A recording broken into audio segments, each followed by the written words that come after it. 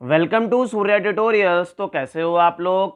आज हम लोग जो है क्लास 12th की फिजिक्स के यूनिट नंबर फर्स्ट जो कि हमारी इलेक्ट्रोस्टैटिक है उसके लेक्चर नंबर 4 को पढ़ेंगे। तो अपने लास्ट लेक्चर में हम लोगों ने जो है प्रॉपर्टीज ऑफ इलेक्ट्रिक चार्ज तक की सभी टॉपिक्स को पढ़ लिया था। अगर अभी तक आप लोगों ने जो है लेक्चर नंबर 1 से लेकर के लेक्चर नंबर 3 तक के वीडियोस को नहीं देखा है तो आप लोग जो है प्लेलिस्ट में जाकर के देख सकते हो। आज के लेक्चर में अपने लोग जो है सबसे पहले कूलॉम्स लॉ के बारे में बात करेंगे कि आखिर कूलॉम्स लॉ क्या होता है। फिर हम लोग जो है एब्सोल्यूट परमिटिविटी के बारे में बात करेंगे फ्री स्पेस के लिए। देन हम लोग जो है रिलेटिव परमिटिविटी के बारे में बात करेंगे और उसके बाद हम लोग जो है यूनिट्स और डायमेंशंस को देखेंगे आपके के की और एप्सिलॉन नॉट की। के आपका क्या हो गया बेटा, डाइलेक्ट्रिक कांस्टेंट।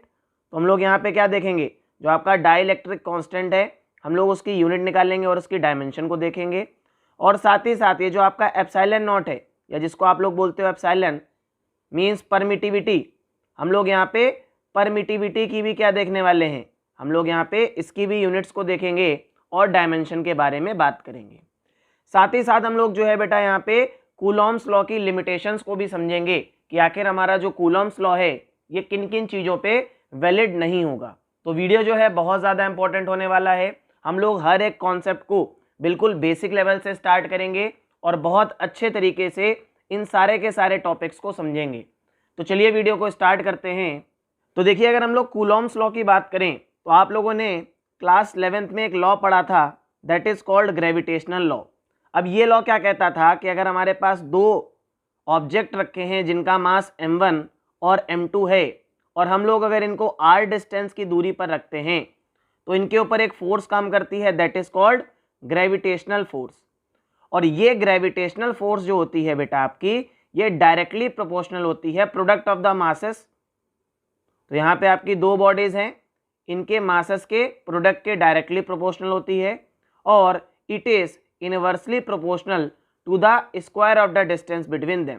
तो F G is inversely proportional to R square. तो ये आपकी सेकेंड इक्वेशन हो गई। ठीक इसी तरीके से कूलॉम्स लॉ ने क्या बताया कि अगर हमारे पास दो चार्ज रखे हुए हैं Q1 और Q2 और ये चार्ज कैसे हैं आपके, ये चार्ज आपके पॉइंट चार्ज हैं। कैसे हैं, बहुत छोटे चार्ज हैं। And they are also static in nature, ये कैसे हैं, रुके हुए हैं। तो यहाँ पे आप लोग देखिए, अगर हमारे लोगों के पास दो चार्ज हैं Q1 और Q2 और ये r डिस्टेंस की दूरी पर रखे हुए हैं तो इनके ऊपर जो है आपकी इलेक्ट्रोस्टैटिक फोर्स काम करती है। तो इन्होंने बोला था कि it states that the electrostatic force of attraction और repulsion acting between two stationary point charges is given by. तो यहाँ पे आपकी जो इलेक्ट्रोस्टैटिक फोर्स होती है बेटा ये डायरेक्टली प्रोपोर्शनल होती है product of the two charges. तो F is directly proportional to Q1 into Q2, ये फर्स्ट इक्वेशन हो गई। And Fe means electrostatic force is inversely proportional to the R square. तो देखिए आपके आर स्क्वायर के इनवर्सली प्रोपोर्शनल होती है, जिस तरीके से हम लोगों ने ग्रेविटेशनल लॉ को पढ़ा था। ठीक है, तो अब हम लोग क्या करेंगे, यहाँ पे फर्स्ट इक्वेशन और सेकेंड इक्वेशन को कंबाइन कर देंगे। तो यहाँ पे हमारे पास एक फॉर्मूला आ जाएगा Fe is directly proportional to Q1 into Q2 upon R square. अब देखो हम लोग यहाँ पे क्या करेंगे, प्रोपोर्शनलिटी के साइन को हटाएंगे। प्रोपोर्शनलिटी के साइन को हटाएंगे तो यहाँ पे हमारे पास क्या आ जाएगा बेटा, यहाँ पे हमारे पास के आ जाएगा। ठीक, तो देखिए हमारे पास एक फॉर्मूला आ गया Fe इक्वल्स टू के Q1 Q2 upon R square. अब ये आपका के क्या है बेटा, ये आपका कांस्टेंट है और इसको हम लोग क्या बोलते हैं, डाई इलेक्ट्रिक कांस्टेंट। और ये आपका मीडियम के नेचर के ऊपर डिपेंड करता है। ठीक है, अब ये के की वैल्यू एयर के लिए, फ्री स्पेस के लिए और वैक्यूम के लिए आपके कितनी होती है, 9 इंटू 10 टू द पावर 9। समझ में आ गया कि नहीं आ गया। और ये आपका के किसके बराबर होता है, it is equals to 1 upon 4 pi epsilon naught. ठीक है, अब यहाँ पे एप्सिलॉन नॉट मैं क्यों बोल रहा हूँ, क्योंकि यहाँ पे हम लोग क्या कर रहे हैं, यहाँ पे हम लोग मान के चल रहे हैं कि हमारा जो मीडियम है ये एयर में रखा हुआ है। अब यहाँ पे तुम लोग एक चीज को और समझो कि ये जो आपका के होता है और सी, कहीं कहीं बुक्स में आप लोग जो है के को सी से भी देखोगे कि हम लोग इसको सी से भी रिप्रेजेंट कर रहे हैं। तो ये जो के कांस्टेंट था आपका ये मीडियम के ऊपर डिपेंड करता है। ठीक है, और इसकी वैल्यू क्या होती है, इसकी वैल्यू आपकी होती है k equals to 1/4 pi epsilon not.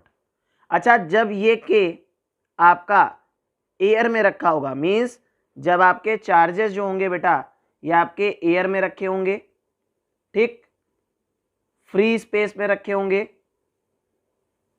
या फिर ये आपके वैक्यूम में रखे होंगे, तब आपकी जो वैल्यू होगी के की ये क्या आ जाएगी 1/4 pi epsilon naught and it is equals to 9 × 10⁹। समझ में आ गया कि नहीं आ गया? अब मैंने आपसे कहा कि हमारे पास जो है दो चार्जेस रखे हुए हैं Q1 और Q2 और ये r डिस्टेंस की दूरी पर रखे हुए हैं और ये एक मीडियम में रखे हुए हैं। कहाँ पे रखे हुए हैं? एक मीडियम में रखे हुए हैं, ठीक। तो यहाँ पे जो हमारा k होगा ये क्या हो जाएगा आपका 1/4 पाई एप्सिलॉन m। तो ये जो आपका एप्सिलॉन नॉट है बेटा, ये एप्सिलॉन नॉट क्या कहलाता है? परमिटिविटी। क्या कहलाता है? परमिटिविटी इन फ्री स्पेस, ठीक है।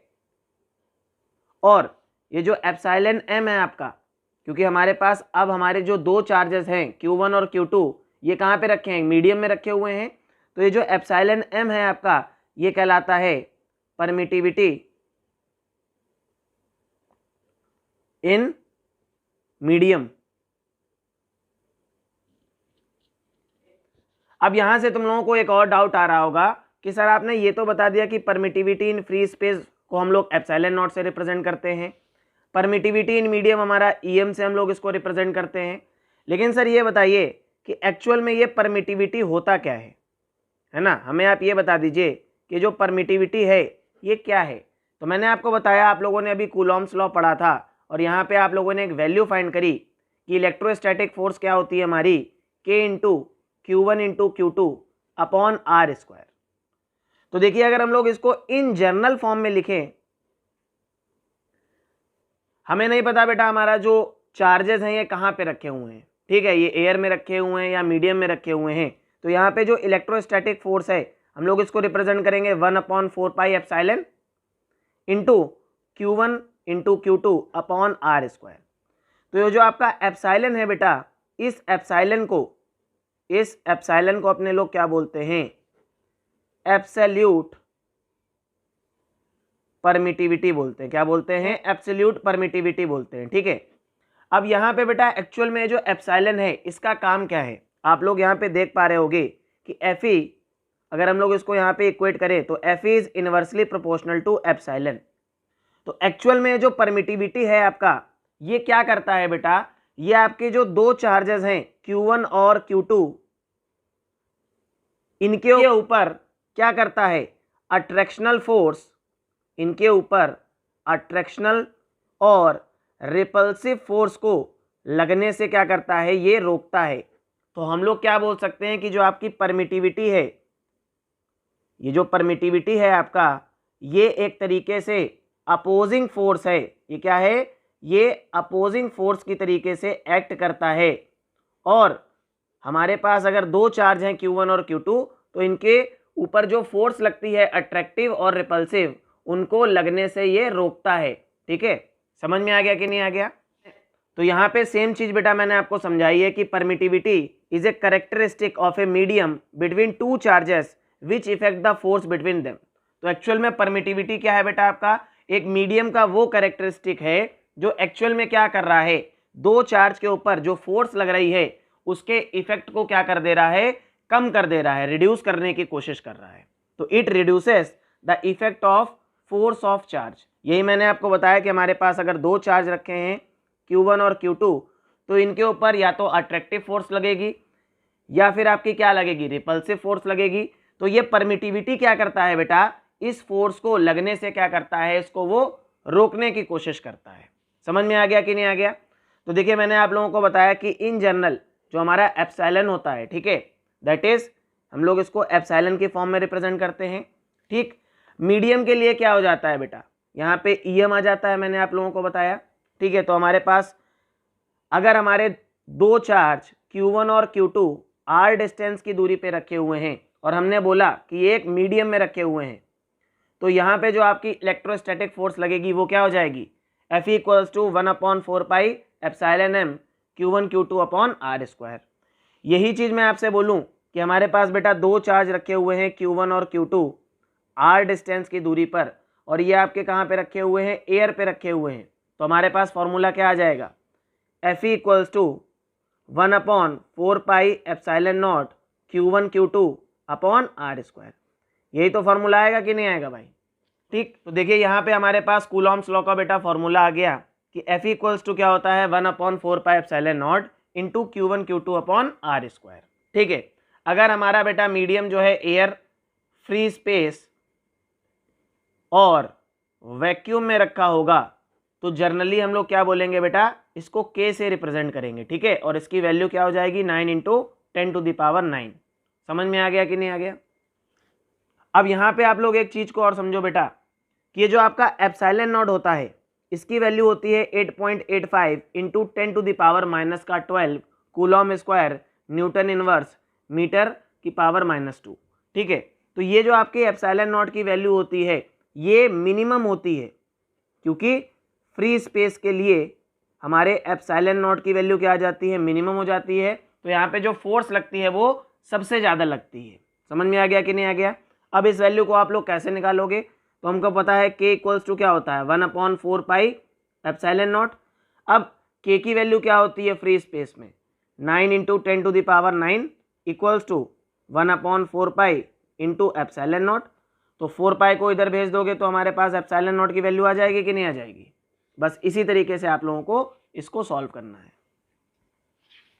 अब देखो, अभी मैंने आप लोगों को एब्सोल्यूट परमिटिविटी, या आप लोग बोल सकते हो अभी मैंने आप लोगों को परमिटिविटी इन फ्री स्पेस बताया था कि नहीं बताया था? तो परमिटिविटी इन फ्री स्पेस आपका क्या होता है बेटा, आप लोग मुझे बताइए।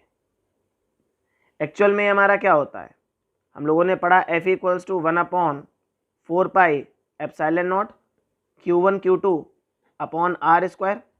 तो एक्चुअल में परमिटिविटी इन फ्री स्पेस क्या था बेटा आपका, ये एप्सिलॉन नॉट था कि नहीं था? हाँ ना में आप लोग जवाब दीजिए। तो ये हमारी हम लोग मान ले रहे हैं फर्स्ट इक्वेशन है। हम लोग बेटा यहाँ पे क्या करने जा रहे हैं, हम लोग रिलेटिव परमिटिविटी को पढ़ने जा रहे हैं। क्या कि रिलेटिव परमिटिविटी क्या होती है? ठीक है, ये हमारा इलेक्ट्रोस्टैटिक फोर्स आ गया जब हमारा जो चार्जेस थे Q1 और Q2 ये आपके एयर में रखे हुए थे, है ना। अब हमने क्या किया बेटा, इन Q1 और Q2 चार्ज को हम लोगों ने क्या कर दिया, एक मीडियम में रख दिया, और यहाँ पे आपके जो चार्जेस हैं उनका मैग्नीट्यूड सेम है और डिस्टेंस भी सेम है। तो यहाँ पे देखिए Fm क्या आ जाएगा आपका, 1 अपॉन 4 पाई एप्सिलॉन। अब यहाँ पे नॉट की जगह पे क्या आ जाएगा, मीडियम आ जाएगा कि नहीं आ जाएगा, m आ जाएगा, Q1 Q2 upon R square. तो देखिए आपकी सेकेंड इक्वेशन हो गई। ठीक, अब आप लोग क्या करो बेटा, on dividing equation first and second, आप क्या करो, इक्वेशन फर्स्ट एंड सेकेंड को डिवाइड कर लो। तो यहाँ पे देखिए Fe upon Fm equals to क्या आ रहा है आपका, 1 upon 4 pi epsilon naught Q1 Q2 upon R square divided by 1 upon 4 pi epsilon m Q1 Q2 upon R square. तो देखिए पूरा टर्म कैंसिल हो गया, 4 पाई से 4 पाई कैंसिल हो गया, ये इसके साथ और em ऊपर चला गया कि नहीं चला गया? तो देखिए Fe upon Fm equals to epsilon m upon epsilon naught equals to आपका क्या होता है बेटा, एप्सिलॉन r के बराबर होता है, और इसी को हम लोग क्या बोलते हैं, डाइलेक्ट्रिक कांस्टेंट के भी आपके वैल्यू बराबर होती है, k के बराबर होती है। तो यहाँ पे अगर आपसे कोई बोले कि रिलेटिव परमिटिविटी क्या होती है, अगर आपसे कोई पूछे, क्योंकि यहाँ पे बहुत न्यूमेरिकल्स बनते हैं कि रिलेटिव परमिटिविटी क्या होती है, रिलेटिव परमिटिविटी हमारी ER होती है, और एक्चुअल में अगर हम लोग देखें तो क्या है, ये किसका रेशियो है, it is defined as the ratio of, ये किसका रेशियो है, ratio of absolute permittivity, absolute permittivity, absolute permittivity in medium to the, actual में क्या है बेटा, it is defined as the, ये क्या है एक्चुअल में बेटा, ये आपका एब्सोल्यूट परमिटिविटी इन मीडियम और absolute permittivity in free space का रेशियो ही तो है, उसी का तो रेशियो है, और उसी की आपने क्या कर दी बेटा, आप लोगों ने उसकी एक यहाँ पे डेफिनेशन बना दी। या आप लोग बोल सकते हो कि बेटा हमारा जो इलेक्ट्रोस्टैटिक फोर्स है, जो हमारा इलेक्ट्रोस्टैटिक फोर्स है फॉर एयर, है ना, फॉर एयर, और इलेक्ट्रोस्टैटिक फोर्स फॉर मीडियम, उसका क्या है, ये रेशियो है। तो रिलेटिव परमिटिविटी समझ में आ गया कि नहीं आ गया बेटा, कि रिलेटिव परमिटिविटी क्या होता है, यहाँ से क्लियर हो गया। अब देखिए हम लोग बेटा जो है आपके रिलेटिव परमिटिविटी से रिलेटेड, आपके रिलेटिव परमिटिविटी से रिलेटेड कुछ न्यूमेरिकल्स के बारे में डिस्कशन कर लेते हैं। यहाँ पे किस तरीके से आपसे न्यूमेरिकल्स पूछे जाएंगे, ठीक है। तो देखिए यहाँ पे हमसे क्वेश्चन में इस तरीके से बोल रहा है कि हमारे पास दो चार्ज रखे हैं Q1 और Q2, और ये r डिस्टेंस की दूरी पे रखे हैं, ठीक है। और यहाँ पे हमारा मीडियम क्या है, यहाँ पे हमारा मीडियम एयर है। तो यहाँ पे जो आपकी फोर्स लग रही है क्या है, F0 है। क्लियर हो गया कि नहीं क्लियर हो गया। अब हमसे क्या बोल रहा है कि यही दो चार्ज Q1 और Q2, यही दो चार्ज Q1 और Q2 r डिस्टेंस की दूरी पे अपने लोग रखते हैं, और इनको कहाँ पे रख देते हैं, मीडियम में रख देते हैं। हमने यहाँ पे क्या रखा, कोई मीडियम में इनको रख दिया। अब जैसे ही हमने यहाँ पे मीडियम में रखा तो इन पे जो लग रही थी फोर्स F0, ये क्या हो गई, आधी हो गई, ये क्या हो गई, F0/2 हो गई। तो हमसे बोल रहा है क्वेश्चन में कि हमें रिलेटिव परमिटिविटी बता दो। तो सिंपल सी बात है बेटा, यहाँ पे हमको दो चार्ज दे रखे गए हैं Q1 और Q2, r डिस्टेंस की दूरी पे हैं और मीडियम एयर है, तो यहाँ से F0 की वैल्यू निकाली जा सकती है।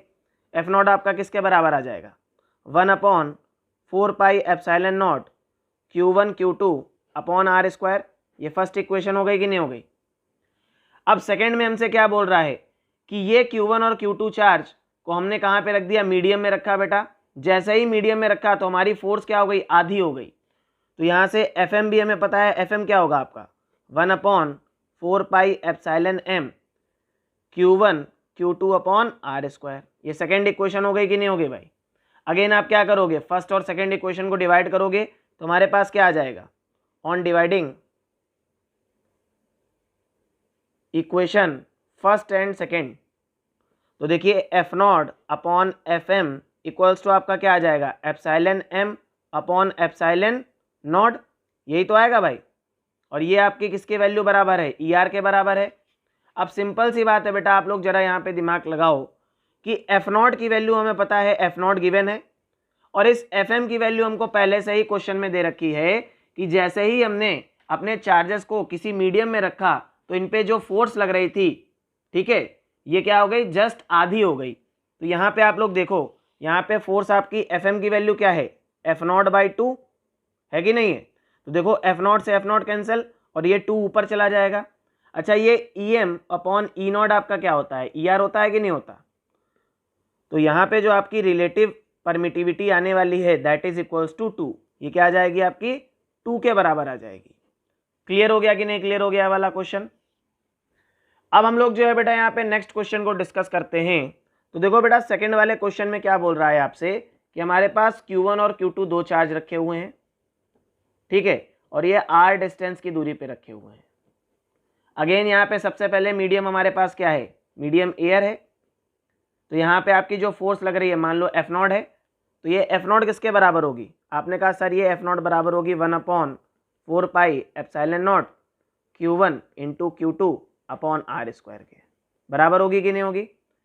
अब हमसे क्वेश्चन में क्या बोल रहा है कि हमने इन्हीं दो चार्ज को, भाई ये Q1 और Q2, इन दो चार्ज को हमने क्या कर दिया, हमने r/4 डिस्टेंस पे रख दिया। मीन्स पहले यहाँ पे डिस्टेंस आपकी r थी, अब हमने क्या किया, डिस्टेंस को r/4 कर दिया, 1/4 कर दिया, ठीक है। ठीक है, और यहाँ पे जैसे ही हमने इसको मीडियम में रखा तो इस पे जो लगने वाली फोर्स थी ये F0/3 के बराबर हो गई। क्वेश्चन को अगेन आप लोग समझिए कि हमारे पास दो चार्ज हैं Q1 और Q2, ये r डिस्टेंस की दूरी पे रखे हुए हैं, और हमने कहाँ पे रखा है इनको, हमने यहाँ पे इनको एयर में रखा है। मीडियम हमारा यहाँ पे क्या है, एयर।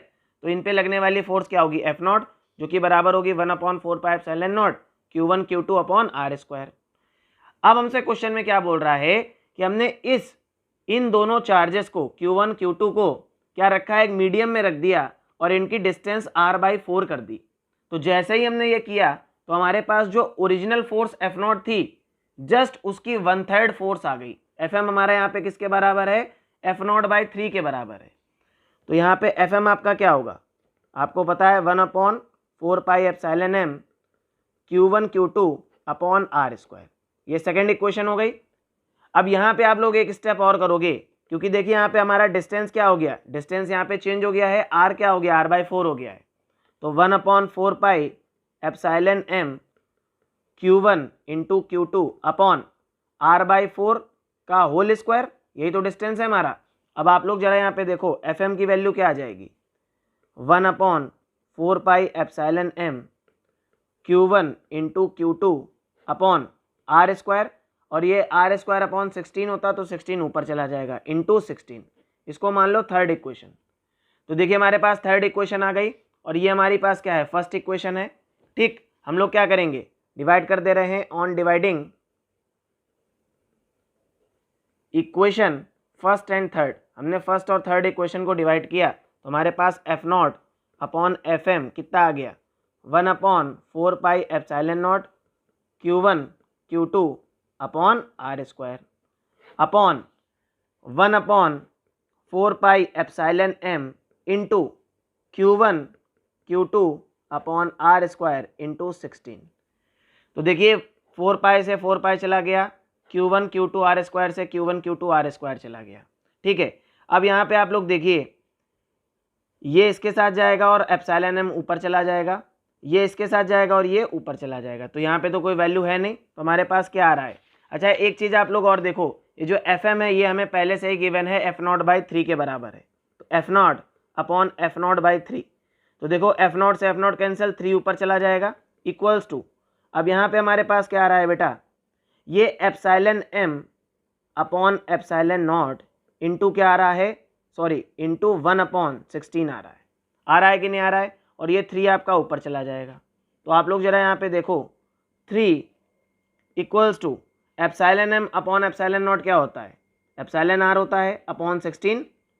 तो εr हमारा यहाँ से कितना आ रहा है, 16 इंटू 3 करेंगे तो ये आपका 48 के बराबर आ रहा है। समझ में आ रहा है कि नहीं आ रहा है। तो यहाँ पे जो हमारी रिलेटिव परमिटिविटी है ये क्या हो गई है, 48 गुना बढ़ गई है। समझ में आ गया कि नहीं आ गया। तो बेटा यहाँ पे आप लोग देखो, तो जरा आप लोग यहाँ पे देखो कि हमारी जो रिलेटिव परमिटिविटी निकल के आ रही है दैट इज 48। समझ में आ गया कि नहीं आ गया। इस तरीके से आप लोगों के रिलेटिव परमिटिविटी वाले न्यूमेरिकल्स पूछे जा सकते हैं। अब यहाँ से हम लोग जो है बिल्कुल बेसिक टॉपिक को देख लेते हैं, that is unit of charge. Charge की यूनिट क्या होती है, तो सिंपल सी बात है बेटा, चार्ज की एसआई यूनिट कूलॉम होती है और इसकी जो सीजीएस यूनिट होती है दैट इज स्टैट कूलॉम। अब ये 1 कूलॉम जो है आपका 3 × 10⁻⁹ स्टैट कूलॉम के बराबर होता है। अब चार्ज जो होता है आपका बेटा स्केलर क्वांटिटी है। तो यहाँ से बेटा अगर हम लोग चार्ज की डायमेंशन निकालें तो हम लोगों को पता है I इक्वल्स टू क्या होता है, Q/T। तो Q इक्वल्स टू क्या हो जाएगा, IT। I को, करंट को हम लोग एम्पेयर में मेजर करते हैं। अब यहाँ पे देखिए डायमेंशन ऑफ Q अगर हम लोग देखें बेटा तो ये क्या आ जाएगी आपका A1T1 आ जाएगा कि नहीं आ जाएगा। अब हम लोग जो है बेटा यहाँ से नेक्स्ट टॉपिक को देखते हैं that is applications of charge. तो यहाँ पे हम लोग जो है चार्ज की एप्लीकेशंस को देख लेते हैं। तो आप लोगों को ये पॉइंट स्प्रिंग जीरोक्स में हमेशा देखने को मिल जाएगा। ठीक है, तो ये सिर्फ आपका जो है एक बेसिक कॉन्सेप्ट था, थ्योरेटिकल था, मैंने सोचा आपको समझा दूं। अब देखो बेटा हम लोग जो है यूनिट एंड डायमेंशंस की बात कर लेते हैं आपके डाइलेक्ट्रिक कांस्टेंट की, दैट इज के, है ना। हम लोग इसकी क्या निकालेंगे, यूनिट निकालेंगे और इसकी डायमेंशन को निकालेंगे। तो देखिए आपने क्या पढ़ा था, F इक्वल्स टू क्या था, K into Q1 Q2 upon r² था कि नहीं था। तो अगर हम लोग यहाँ से K की डायमेंशन निकाल लें, डायमेंशन ऑफ K, तो हमारे पास क्या आ जाएगी, आप लोग खुद देखो। या सबसे पहले हम लोग यहाँ पे क्या कर रहे हैं, इधर अपने लोग डायमेंशन ऑफ K निकालेंगे, इधर हम लोग क्या निकाल ले रहे हैं, इसकी यूनिट निकाल ले रहे हैं। तो K किसके बराबर होगा, F into r² upon Q1 into Q2। Simple सी बात है। अब अगर हम लोग K की यूनिट को देखें बेटा तो फोर्स को हम लोग न्यूटन में मेजर करते हैं, R हमारा डिस्टेंस है, हमेशा मीटर में मेजर करेंगे तो न्यूटन मीटर स्क्वायर अपॉन, अब यहाँ पे चार्ज है हमारा Q1 और Q2, तो चार्ज की एसआई यूनिट क्या है बेटा आपकी? कूलॉम। तो यहाँ पे कूलॉम स्क्वायर आ जाएगा कि नहीं आ जाएगा? तो देखिए अगर हम लोग के की यूनिट के बारे में बात करें तो हमारे पास आएगा न्यूटन मीटर स्क्वायर पर कूलॉम स्क्वायर। आएगा कि नहीं आएगा? आप लोग इसको ऐसे लिख सकते हो, न्यूटन मीटर स्क्वायर कूलॉम की पावर -2। ठीक है, ये आपका राइट मेथड है। समझ में आ गया कि नहीं आ गया? तो ये आपकी के की क्या हो गई? एसआई यूनिट हो गई। अब हम लोग जो है बेटा के की डायमेंशन निकालते हैं। तो देखिए डायमेंशन ऑफ के को निकालने के लिए अपने पास क्या होना चाहिए? हमारे पास फोर्स की डायमेंशन होनी चाहिए और चार्ज की डायमेंशन होनी चाहिए। तो देखिए डायमेंशन ऑफ फोर्स आपकी क्या होती है? mlt -2, है ना। अब ये कैसे आई? अब ये mlt -2 कैसे आई डायमेंशन? तो आप लोगों को अच्छी तरीके से पता है F क्या होता है? m इंटू ए के बराबर होता है। तो m इंटू ए की डायमेंशन क्या होगी? lt -2। तो यहाँ से आप लोग इसको करोगे तो हमारे पास आ जाएगा m lt -2। तो ये आपके फोर्स की डायमेंशन हो गई। अब डायमेंशन ऑफ q, जो आपका चार्ज है, इसकी डायमेंशन क्या होती है? 80, अभी अपने लोगों ने निकाली थी।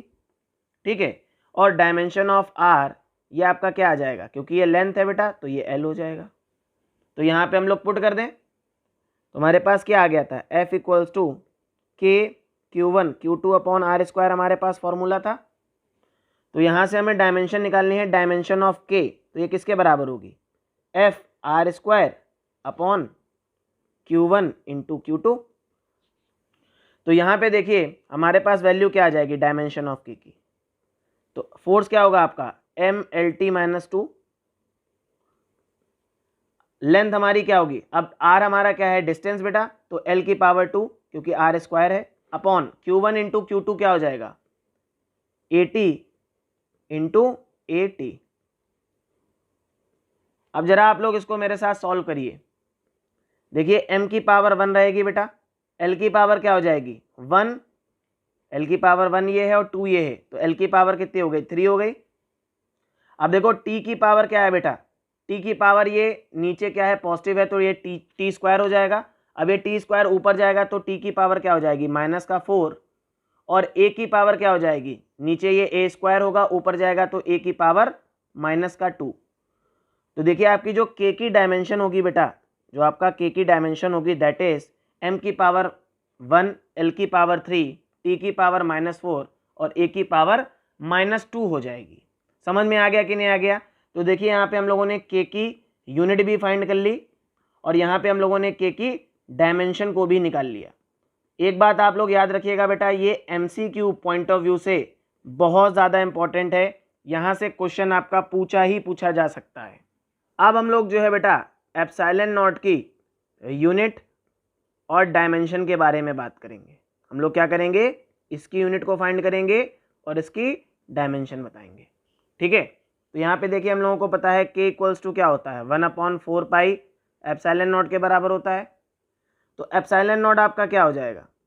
1/4 पाई इंटू के। तो अच्छा आप लोग जरा हमें बताओ कि यहाँ पे अगर हम लोग इसकी डायमेंशन को निकालना चाहें, ठीक है, या हम लोग इसकी यूनिट को निकालना चाहें तो बड़े आसानी से निकाल सकते हैं कि नहीं निकाल सकते हैं? यहाँ पे आप लोग देखो बेटा के की डायमेंशन, तो यहाँ पे देखो के की आप लोगों ने अभी यूनिट निकाली हमारे सामने, क्या निकली थी? न्यूटन मीटर स्क्वायर कूलॉम की पावर -2।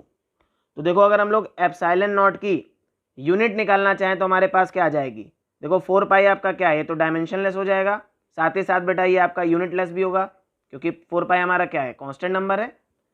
तो के की वैल्यू क्या होगी? 1 न्यूटन मीटर स्क्वायर कूलॉम की पावर -2। ठीक है, तो हम लोग इसको क्या लिख सकते हैं? 1 newton metre square upon coulomb square.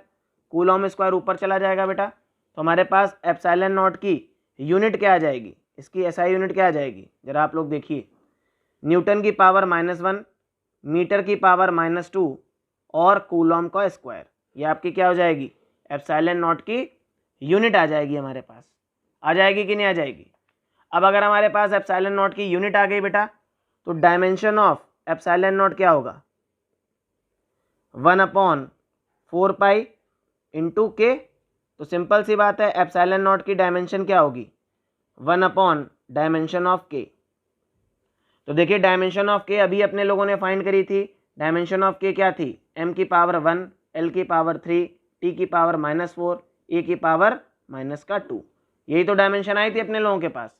तो अगर हम लोगों को एप्सिलॉन नॉट की डायमेंशन निकालनी है तो हम लोग क्या करेंगे, 1 अपॉन में इसको रख दें, तो 1 अपॉन m की पावर 1, l की पावर 3, t की पावर -4 और a की पावर -2।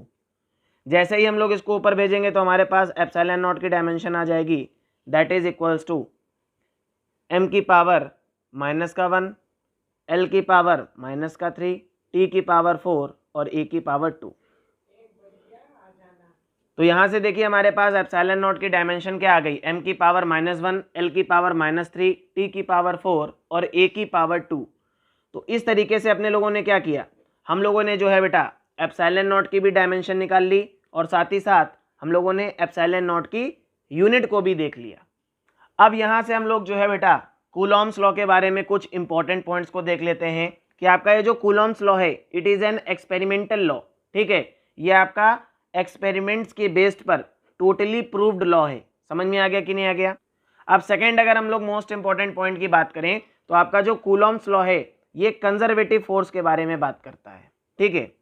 और यहाँ पे थर्ड पॉइंट आपका क्या आ जाएगा कि आपकी जो इलेक्ट्रोस्टैटिक फोर्स है, ठीक है, ये क्या करती है, आपके मीडियम के ऊपर डिपेंड करती है। अब हम लोग जो है सबसे मोस्ट इंपॉर्टेंट टॉपिक को समझ लेते हैं, that is limitations of Coulomb's law.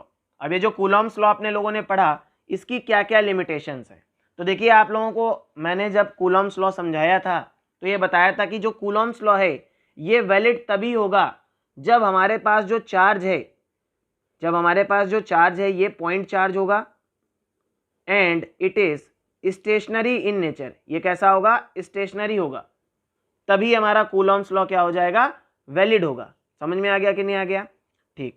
अब देखिए यहाँ पे फर्स्ट और सेकंड पॉइंट में मैंने आपको यही समझाया है।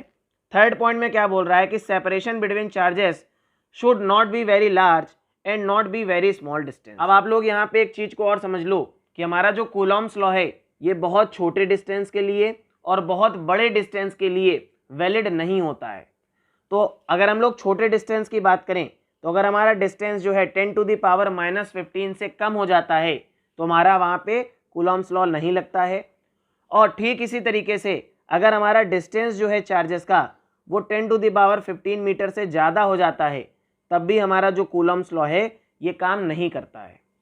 नेक्स्ट और मोस्ट इंपॉर्टेंट लिमिटेशन को देखते हैं कि जो हमारा कूलॉम्स लॉ है बेटा ये आपके मूविंग चार्जेस के लिए वैलिड नहीं होता है, ठीक है। अगर यहाँ पे एक चार्ज हमारा मूविंग है और एक चार्ज हमारा स्टैटिक है तब भी हमारा क्या होता है, कूलॉम्स लॉ वैलिड हो जाता है।